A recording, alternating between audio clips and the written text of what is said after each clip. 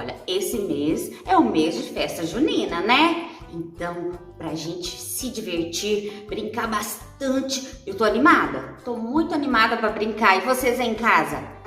Vocês estão animados? Ai, eu estou muito. Então tá, trouxe hoje uma brincadeira muito legal. Pula fogueira. Quem aí gosta de pular fogueira? Não é assim uma fogueira, não é uma fogueira de verdade, mas a brincadeira se chama pula fogueira. Bom, então vamos lá, vamos brincar? Eu sei que vocês vão se divertir e gostar muito, muito, muito.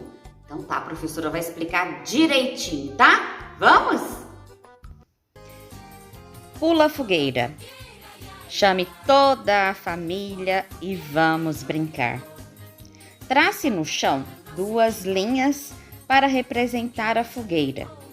Ou você poderá adaptar usando fita, corda ou um outro objeto. A brincadeira é você pular por cima da fogueira.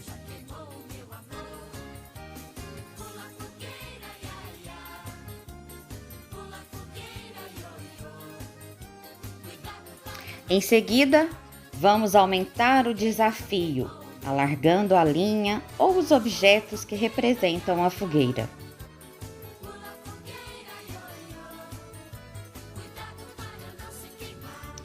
Vamos então continuar a brincadeira e cada etapa aumentamos a linha ou o objeto, dificultando um pouquinho. Pule novamente, pule, pule. Cuidado para não se queimar, hein?